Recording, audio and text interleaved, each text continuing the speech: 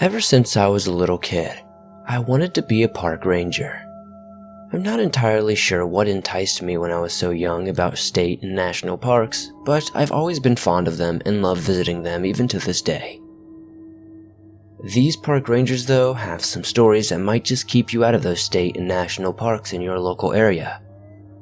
If you have a story you would like to share in a future video, be sure to submit it at swampdweller.net or the email you can find in the description down below. I would love to share your story with everyone here in the swamp. It's stories like yours that keep this channel going. Now, without further ado, let's get into these creepy and downright strange park ranger stories.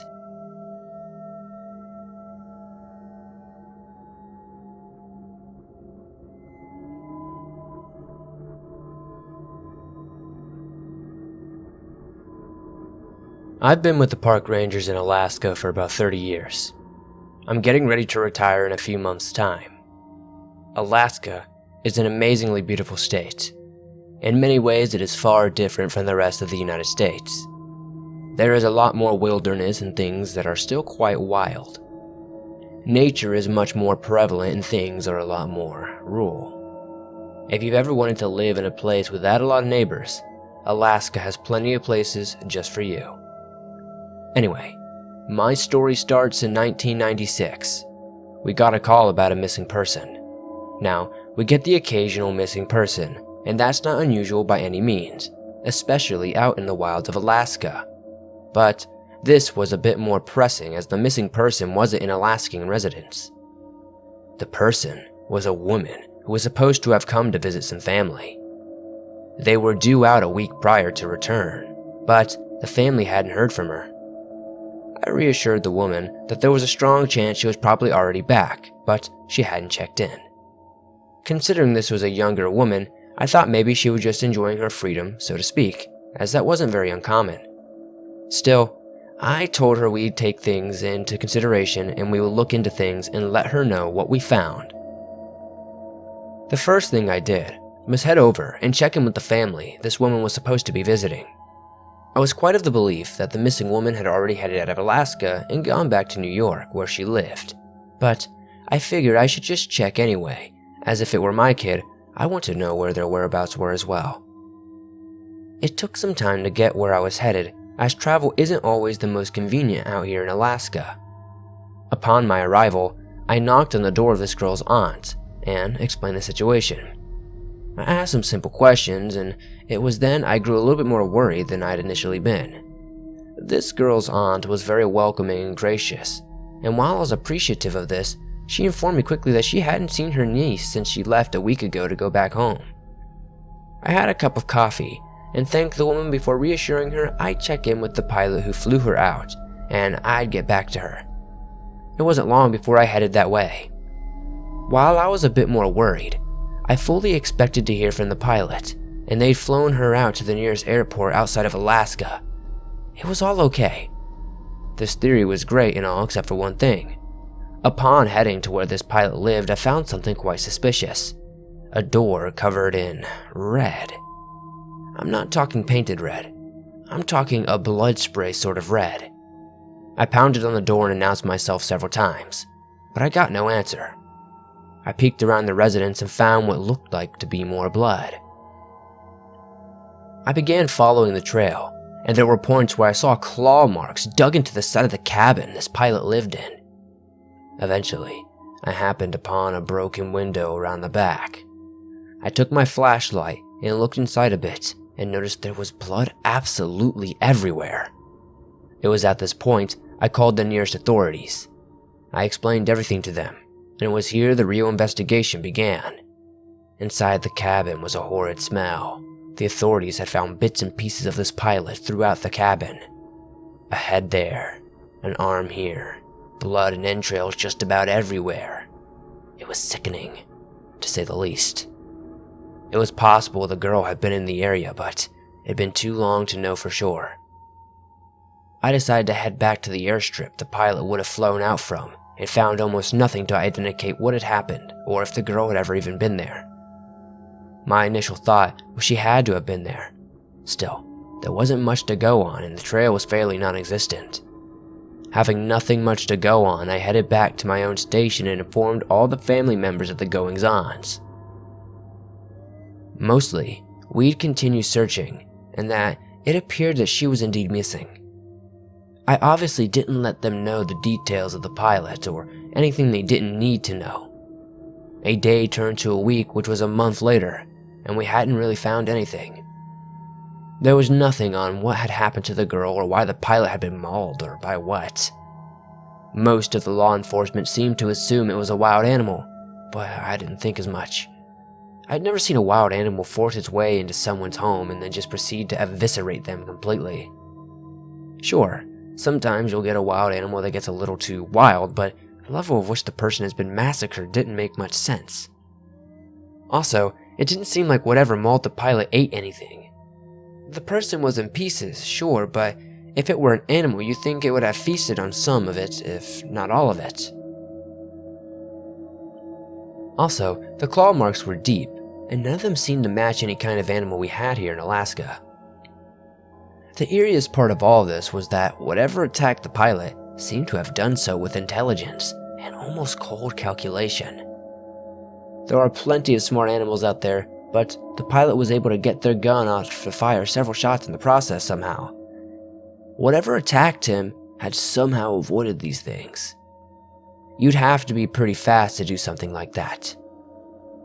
I don't know a human or an animal that could avoid being shot at that close of range and get close enough to rip someone to pieces while that person is firing a shotgun right in front of them. Not a single part of this sat well with me, but there wasn't much I was able to do because I had little to nothing to go on. Looking back now, I wish this would have just been the end, honestly.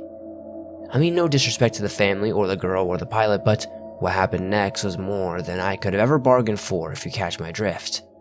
I was home one night, about a couple of months after the investigation, when I heard a faint call for help. I was in my chair, fire going and doors locked.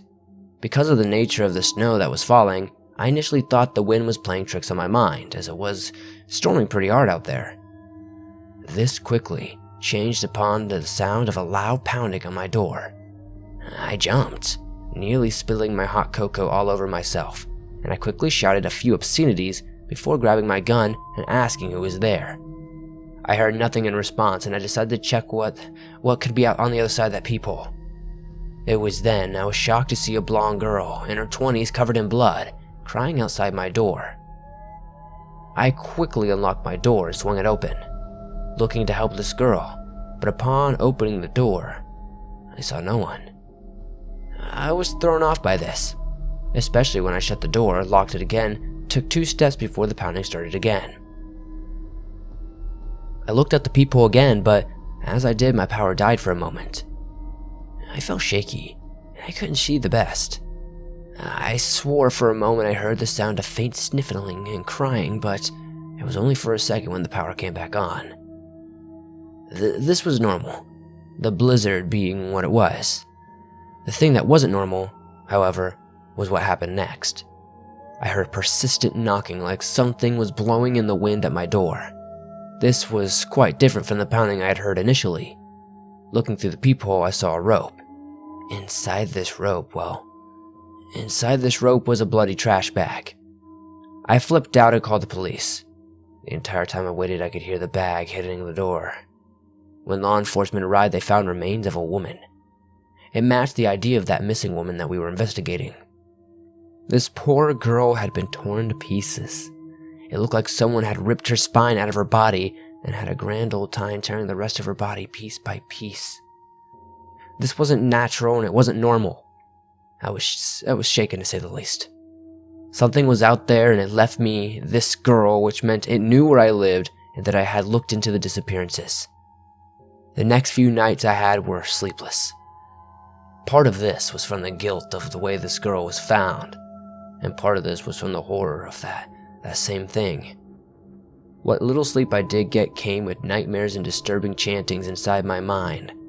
I'd hear several minutes upon waking. In time, this slowly stopped. It was a year later before things got really strange again. I'd somewhat moved on from the previous year's events, as much as anyone could after something like that, when I got a call to the station. It was something crying and trying to speak, but it was breaking up quite a bit. After several attempts to calm this person down, the line died, abruptly. I decided to check around at the phone stations around the park and see if I could find anything. It was around the time I hit one of our most remote stations that I knew something was up. I found a blood-soaked handprint that seemed to streak. The phone line had been ripped out in the phone, and there was a trail of blood that led deeper into the woods. I called law enforcement and gave them my location before slowly making my way, gun in hand, down the blood-soaked snow trail. It wasn't long before I found myself face to face with a fresh body, or half of one, that is. A man was pinned to a tree by a branch that was driven through its mouth. His top half was... It was there, but where his bottom half should have been, there was only blood and some of his insides, which were steaming in the snow. It was here I stopped and waited for the authorities to arrive. I wasn't even slightly comfortable at this point, and I quite honestly wanted nothing to do with the continuing of this investigation. I didn't exactly have a choice, however, as this happened at my park and I was beginning to think it was done intentionally. Afraid for my life, I didn't dare move an inch till the police arrived. I told them everything I had found and what little I knew, and they eventually found the rest of the man a mile away. I went home and tried to sleep, but I didn't get much at all. I called in and took some time off, which was easy to do since I was the lead at the station. During my time off, I'd get strange nightly phone calls. The first time, it was the voice of the man who'd called me right before his death. I still get chills thinking about how the voice sounded exactly like the man. I swore it was his dying moments replayed again. The thing is though, an audio recording back then would have been obvious. This was no audio recording. It was either the dead man's ghost or something that mimicked his last moments perfectly. The second night I got a call, and it was just snickering on the other line. I threatened to call law enforcement and told whoever was on the other end of this line exactly what they could do to themselves if they catch my drift. Night 3 was several varying phone calls from 2 to 4 in the morning. They were all different and all on the hour. One was a woman crying. The 3 a.m. call was a child asking for his mother over and over again, and the final call of the night was a repeat of the man who'd been mauled at our park. I called the authorities, but they couldn't do much about it. The 4th night was an almost demonic or extremely warped voice. I couldn't understand it at all. And night 5 was someone whispering, "I see you," before hanging up. This call really unnerved me.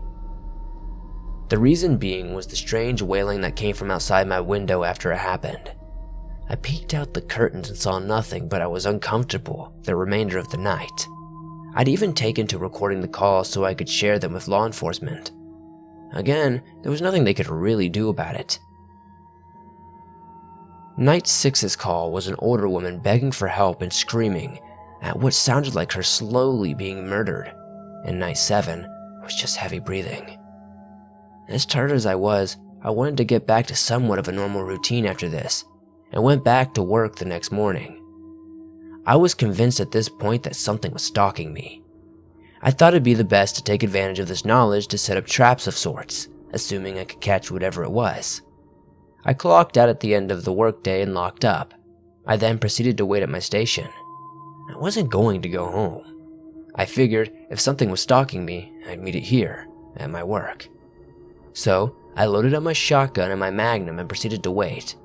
It was about 11ish when I heard a loud pounding at my station door. I asked who was there, and it was then I heard laughter from behind me. I looked and saw blood on the window. The shape looked like a 3-fingered hand. This was followed by a large thud on the roof above me. I cautiously sat down and waited. I wasn't looking to be baited out. I wouldn't need to be. However, as I heard a loud smack hit the station window, oh my god, it was a bloody trash bag that sat outside the window. This was followed by another which slammed the window again, and then another, and then another, and then another.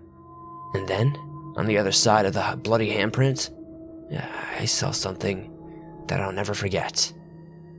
Then, a final smack on the window. I saw a crack in the glass before hearing the loudest and most disturbing screaming I've ever heard in my life. I wish I had the words to describe it, but there is no way to describe what it was I heard. I tried my phone, keeping a close eye on the windows as I heard a slow scratching behind me on the outside of the station. Unfortunately for me, whatever was doing this killed the phone lines. The slow clawing made its way around the station and soon hit the window on the glass. I couldn't tell what it was in the darkness, but I could see the marks it was making in the glass. I raised my shotgun, and the moment I did it, it stopped.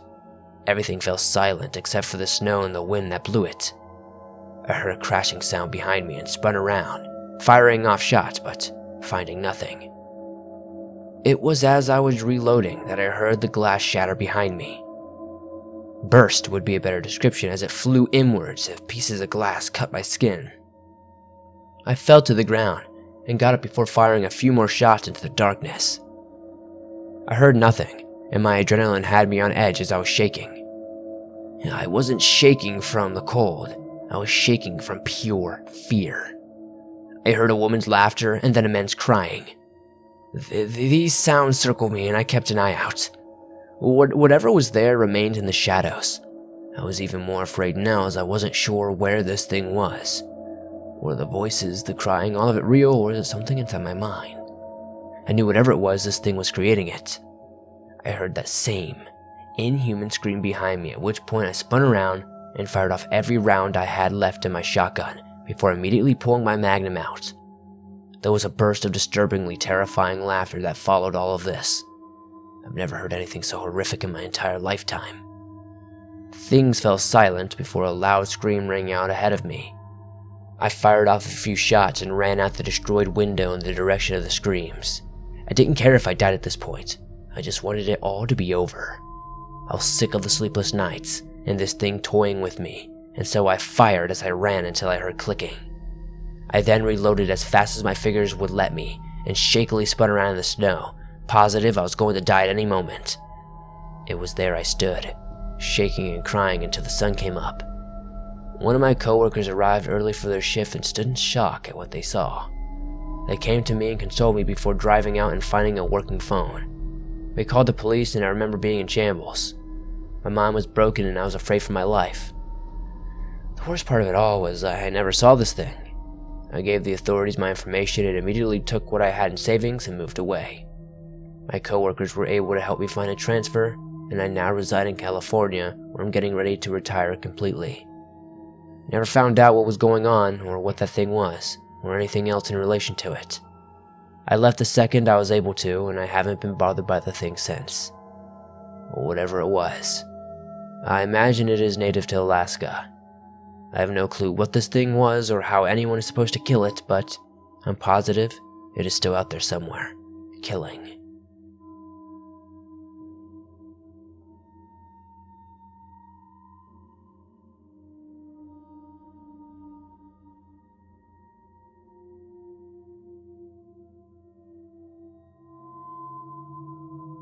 My name is Eric, and I've been working with the state park rangers out of Wisconsin for just about 5 years now.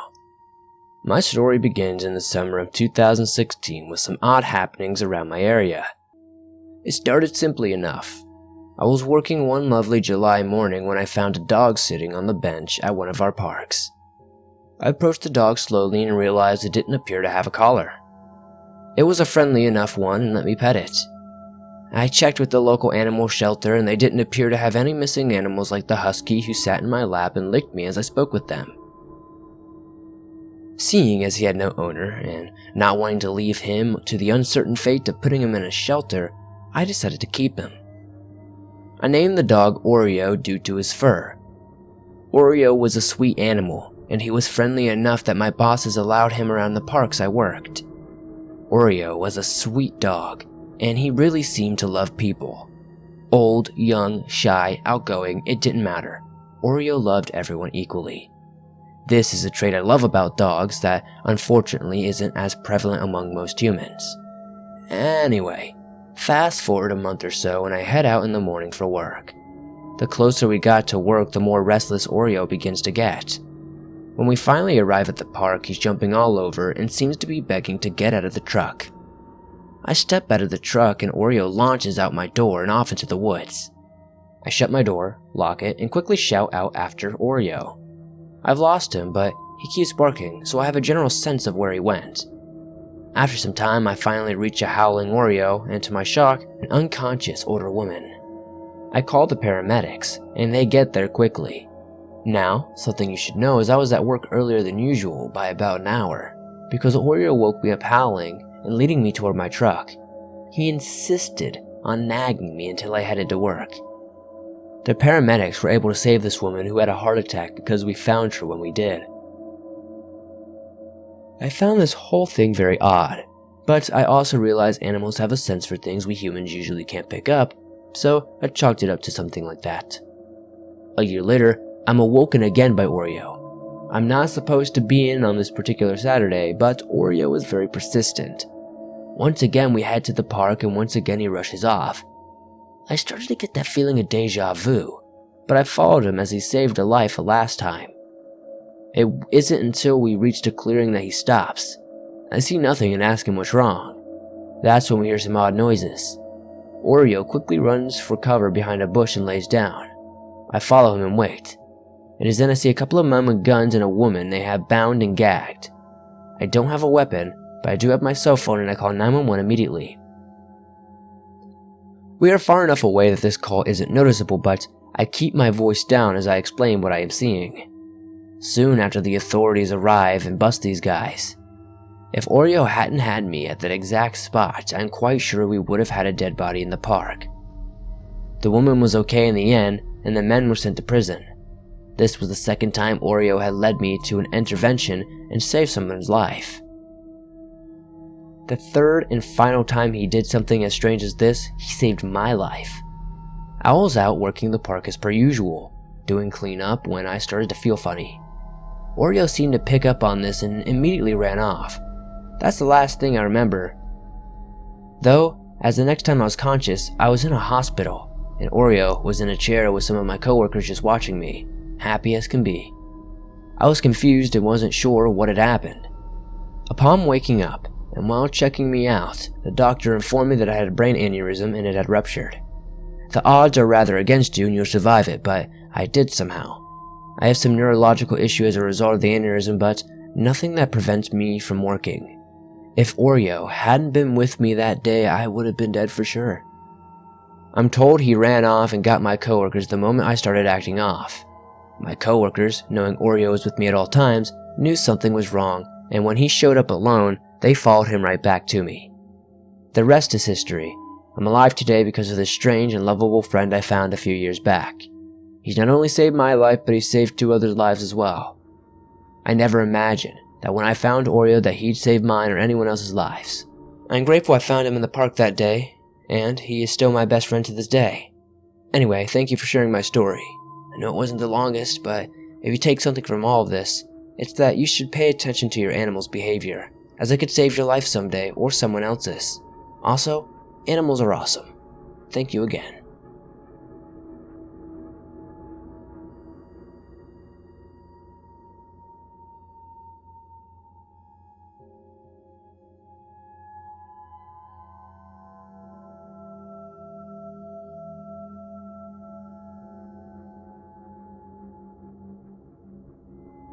I've been with the Louisiana Park Service for longer than I can honestly remember.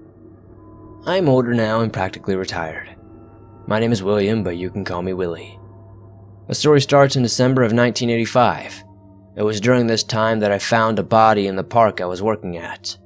Now, this isn't something you happen across every day, and initially, I thought maybe this person was a junkie or something. I thought this because they appeared to have needle marks in their arm. 5 of them to be exact. The troubling thing was after this individual was taken by law enforcement, she was found to have no drugs in her system, and her cause of death was completely unknown. I know you're thinking, it had to be whatever was injected into her, but apparently nothing was in her system. No poison, no anything. If it wasn't strange enough, her body went missing shortly after that. I don't think she was a zombie or anything crazy like that, but I think someone stole her body.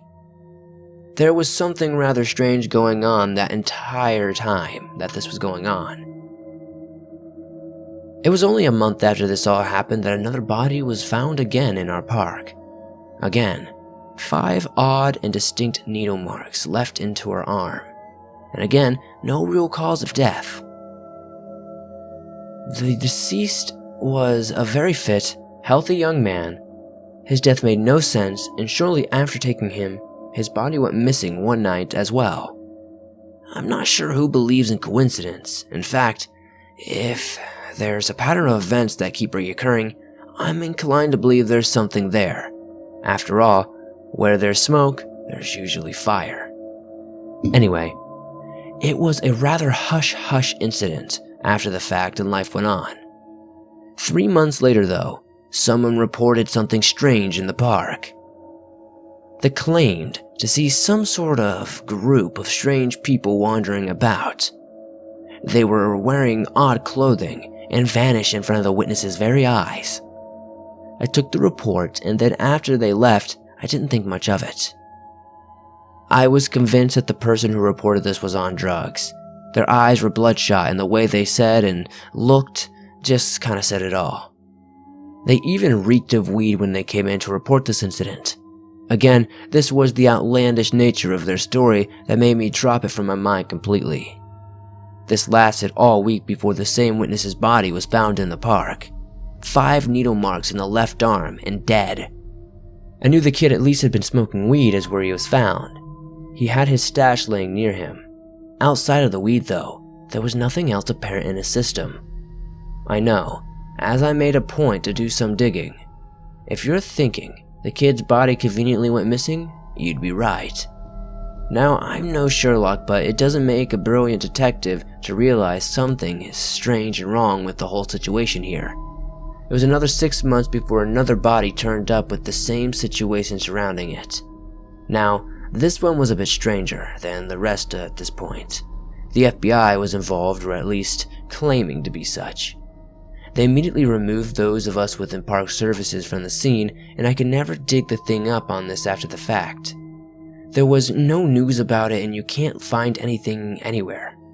Also, any traces of what happened with the previous cases mysteriously were no more. Things fell silent for about another 5 years. There were no longer any mysterious bodies or anything strange happening at all.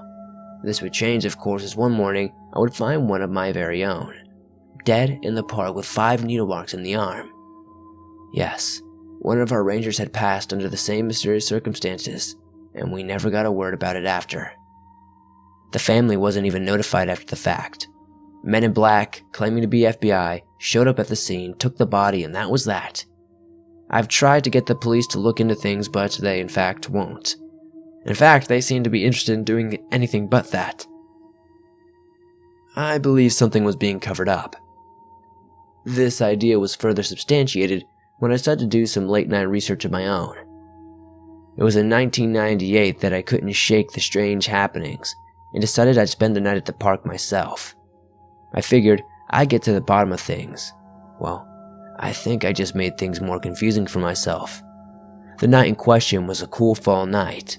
I was camping out and waiting most of the night, eating jerky and drinking some coffee. It was probably around 10 or 10:30 at night when I saw something strange. There was a bright light in the distance. It was far enough on the horizon that I had to run quite a ways. The light was long gone by the time I made it to the spot in question. It was there I found another body. I called the police for all the good it was going to do and reported where I was at and what I had found. They got there rather quickly and took my story. I was then told I should go home and take some time off work. I was hesitant to do so and instead showed up my next day, but I quickly found one of my bosses waiting in my office. The man informed me I was going to take a mandatory 2-week vacation to clear my head. I was in objectionable mode at first. He made it clear I needed the break and I wasn't being given a choice. It was a week and a half into my vacation that I got a knock on my door. A couple of men claiming to be FBI showed up on my doorstep and said they wished to ask me a few questions. I hesitantly let them in, at which point I was asked if I knew anything about the mysterious happenings in my park. I informed them I knew nothing, as no one seemed to say much about it, and it was all covered up after the fact. It was at this point the men seemed to stare at me. They never took off their glasses, but I could feel their piercing gaze through those glasses. The thought gives me chills to this day, and I'm not really sure what else to say about that. I was told that there was nothing to look into and to have a nice day. This was told to me quite sternly, and when I asked why they said this, pushing my luck, I know, they informed me that they visited me to see if I knew anything that would help in their investigation, but I knew nothing and there was nothing to know. It's just the way they said it, you know? It was their demeanor about all of it. The way they worded it, all of this was just odd. It kind of made me think, someone who wasn't quite familiar with the phrasing and terminology they used. This got even stranger when I called up the FBI and asked if they had sent anyone to my address. Now, I wasn't expecting an honest answer if they had, but I wanted to see what answer I would get told. They told me they never sent anyone to my address and were insistent on this fact. I asked them if they heard anything about the strange goings-on around my neck of the woods, and the young lady on the other end insisted she knew nothing about the case, and even if she did, she would be unable to discuss them with me. I understood and told her to have a nice day, at which point we hung up. Still having a half week in my vacation and still feeling really off about everything that had happened, I couldn't help but go further on another camping trip at the park. Unfortunately, nothing happened that night. I camped out again and the remainder of my vacation was pretty uneventful. Finally, I went back to work, and it was then I found 2 FBI agents leaving my office as I headed in. They merely nodded at me as they passed, and that was that. Inside my office was my boss. He informed me that they would be transferring me to another park, and that would be the park I'd work for the rest of my career. The park was in a different city on the other side of the state. I wasn't given a choice, and loving my job as a park ranger, I guess I decided just not to argue. I was transferred, and that's where I work today. All that said, this wasn't the end of the strange happenings. In 2001, I went on a vacation at my old park. It was on my final night of camping during said vacation that I saw another light. It's weird because I never heard an aircraft or anything, but there was definitely a light beaming down into the woods. I know for sure that's what I saw, because I had seen it before and I had recognized it. It was like deja vu all over again. I was able to make it to the light this time because I was much closer than before. I knew for sure that I was going to see something this time. But what I saw shattered my perception of life and reality entirely. I saw a body being lowered to the ground. I looked up as I did, but it just went dark immediately, and something vanished into the light. I realized how crazy this all sounds, but it gets even crazier. I peeked around, and seeing no one there, I went over to the body. 5 needle marks in the left arm, and the person was dead. I called the police and tried to explain everything I saw, and again I realized I was pushing my luck. They took my statement and had me wait around for 5 minutes before men in suits showed up and asked me to come with them. I'll admit, I was terrified at this point. I thought I was going to disappear and never be seen again. I really didn't have much of a choice, and so I went with the men in the black SUVs. I was taken to a place of which I have no clue where it was, as I was blindfolded. When I finally was able to see again, I was in a blank room. There was a man in a chair sitting across from me, and he asked what I had experienced. I told him all I knew, and it seemed the man gave no response other than nodding his head and writing. When the interview was over, I was once again blindfolded and taken back to the park. I was let go, and not a word was said about it after that. Shaken, and a tad worried I would disappear if I stuck around, I left the park and made the trip back to where I'm currently working. I received a thank you visit, as it was turned by 2 FBI agents a few months later. During this visit, they simply knocked on my door and handed me a card. They said this was a thank you visit, their exact terminology, and they appreciate my cooperation during their investigation. I told them they're welcome, at which point they smirked and said, "They don't do thank yous often." They then went back to their vehicles and drove away. I got the hint that the message was quite clear. They were subtle in their terminology, but the way they said they don't do thank yous often gives me chills to this day. Thinking about it, I'm quite confident that the thank you was a final warning to stay out of the park and the town and to just drop things. I took that warning and followed it completely. I have not since looked into this, and I dropped it after that. I'm old enough in years now that I'm no longer afraid for my life, and figure most people will take me as some kooky old-timer with crazy stories, so I'm not afraid to share this with you now. I believe there was some strange happening out there. I think the FBI or whoever those men actually were had something to cover up or hide. I know how crazy the story sounds, but I also know what I saw. I'm not worried about your belief in me or my story. I just wanted to share this and get this off my chest. There are plenty of strange things going on. There's plenty we don't know about the universe. In my case, I think it's best we leave well enough alone when warned.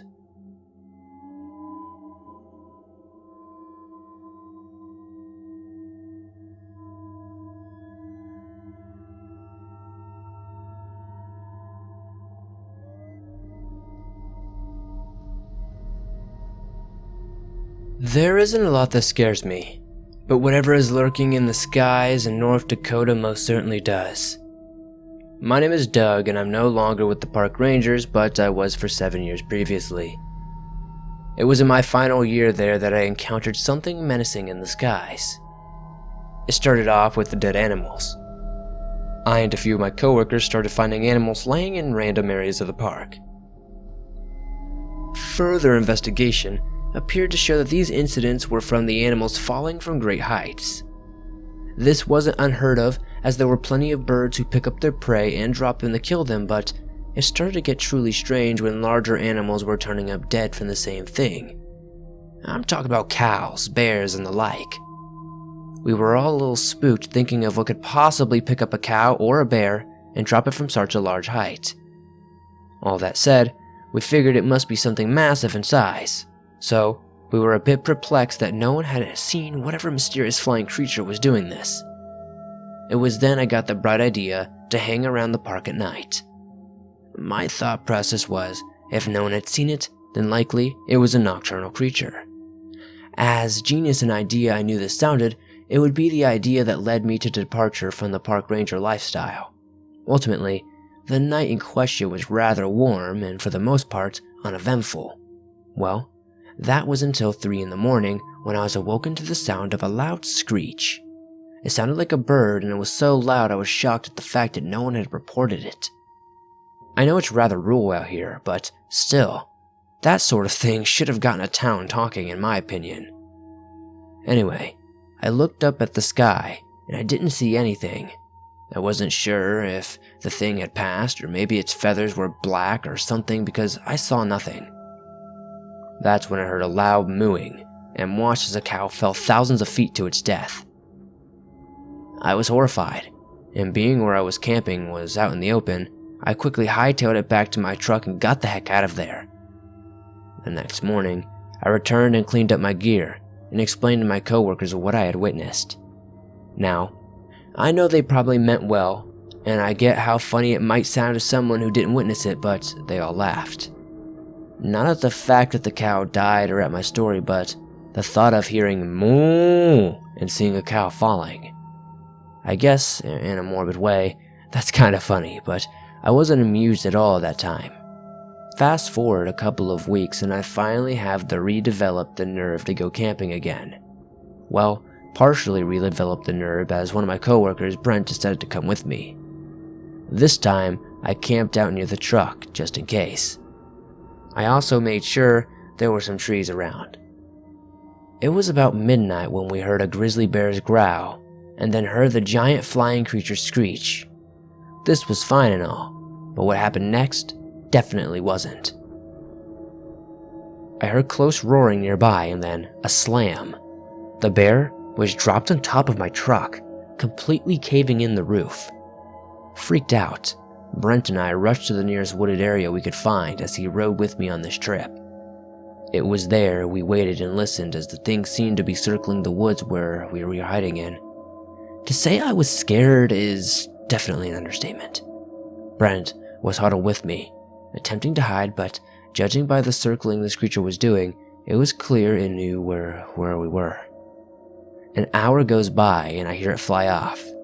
Now, Brent and I weren't stupid enough to believe it was gone for good, and weren't about to dash out and see what was happening outside the trees. No, we waited at least another hour before we were so much as even hinting at peeking outside the tree line. It was from the trees we could see. My truck was absolutely wrecked. We could see the bear's insides hanging from the darkness and something clearly chewing on them. I called 911, and by the time they arrived, this thing had flown off. We were questioned several times before being forced to submit drug tests. Everything was clean, obviously, but the police were having a hard time believing what we were telling them. If it weren't for the damage to my truck, we'd have seemed completely crazy, I'm sure. A day later, Brent quit. I should have left then myself, but I didn't. Brent and I still keep touch, and he kept touch after quitting. He said he wanted to get as far away from North Dakota as possible, and eventually he wound up in Florida, back in school where he would wind up becoming a realtor, which I found hilarious as he went to school for something completely unrelated. I, however, lasted another month before trying to get a glimpse of this thing one final time. I got a new car, but I always parked it way far away this time, just to be safe. Sure, the thing could probably still smash it, but my thoughts were silly, and I figured it would have to work to get where I parked my car. I mean, it was a giant unseen flying creature. I'm sure in reality it wouldn't have to work that hard to destroy my vehicle again if it needed to be. Anyway, I stalked the area out and even set up cameras around the park. I know what I was doing probably wasn't legal, but I wanted to get this creature on camera. Unfortunately, that's not how it all would go. I heard the screech and what sounded like a cat falling to its death. Unfortunately, it wasn't in an area with cameras, and as I rushed it with my handheld, it flew up and hit me with a giant flow of wind, possibly from its wings. It threw me right on my butt and sent my camera into the dirt. I tried to grab it, but this thing landed in front of me and took the camera before spinning and flying into the air, vanishing soon after. I realized at that moment that I should have left. This became extremely obvious when I started pulling away and heard the all too familiar screech, followed by something flying by so quickly it nearly blew me off the road. I slammed the gas pedal and peeled out, leaving the park and getting into the main road toward my home. It was then that I heard this thing screech once more, and then I felt it whiz by, shaking my vehicle in the process. I maintained control when I suddenly heard a mooing sound. I heard this at the same moment I saw the cow coming crashing in front of my car. The cow died, my car flipped and flew into a ditch, and after that I was in a hospital. I spent the next month racking up a medical bill that thankfully my insurance company covered most of. It was at that moment I thought I would tell my coworkers that I was done with being a park ranger. I loved them and the job was fun, but there was no way I was ever going near that park again. I've since moved and now live in Oklahoma, where I work with computers.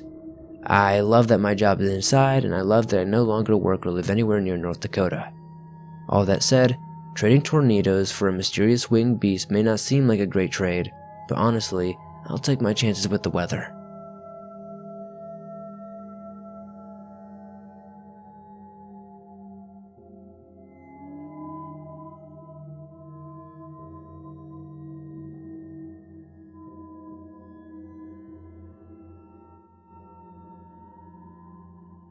Thanks for listening to these creepy and downright strange park ranger stories. If you enjoyed these stories, please hit that like button as it helps me out a ton.